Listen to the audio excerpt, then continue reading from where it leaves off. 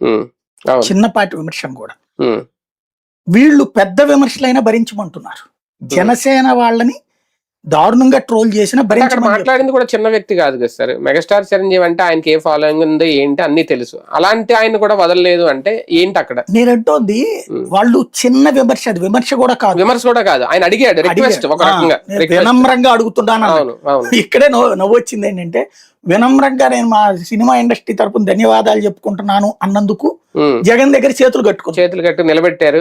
అదే ఇక్కడ వచ్చేటప్పటికి వినమ్రంగా నేను అడుగుతున్నానంటే అమ్మలక్కల్ని తిడతంటే, వాళ్ళకి సంబంధించిన దాదాపుగా ఒక 100 నుంచి 150 యూట్యూబ్ ఛానల్స్, ఒక 1,00,000 హ్యాండ్లర్స్, కొన్ని లక్షల వాట్సాప్ గ్రూపుల్లో చిరంజీవిని దారుణంగా ట్రోల్ చేశారు. ఆయన ఒక సినీ ఇండస్ట్రీలో పెద్దన్న పాత్ర చిరంజీవి గారిది. ఆయన అడిగితే తప్పేంటి? ఎందుకు అంత వీళ్ళకి వీళ్ళు అనేది పొరుగు రాష్ట్రం అన్నాడు, పక్క రాష్ట్రం అన్నాడు, లేకపోతే ఇంకోటి. ఇక్కడ నేను అంటోంది అదే, వీళ్ళు చిన్న క్రిటిసిజాన్ని కూడా యాక్సెప్ట్ చేయలేరు.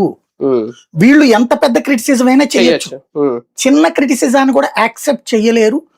పవన్ కళ్యాణ్ ఎలాంటి విధేయత ప్రకటిస్తున్నాడో, ఏమన్నా వాళ్ళ కార్యకర్తలను ఏమన్నా, వాళ్ళ నాయకుల్ని ఏమన్నా, చివరికి అమ్మాయి మీద మర్డర్ కేసులైనా, లేకపోతే అమ్మాయిని బాత్రూమ్ లో వీడియోలు తీసి టీవీ ఇచ్చినా, ఎన్ని కుట్రలు చేసినా, మర్డర్లే జరుగుతున్నా, దాడులే జరుగుతున్నా, మనం జగన్ ని ఓడించడం ఒక్కటే మన లక్ష్యం, జగన్ మళ్ళీ అధికారంలోకి రాకుండా ఉండటమే మన లక్ష్యం, 15 ఏళ్ళు మనం ఇలాగే ఉండటమే మన లక్ష్యం, మీరందరూ సర్దుకోవాల్సిందే, మీరు భరించాల్సిందే, పదవులు అడక్కండి, ఇచ్చినే తీసుకోండి అని ఏదైతే చెప్తున్నాడో, అదే తరహాలో మిగతా చిరంజీవి కూడా ఉండాలి అనుకుంటున్నారు వీళ్ళు.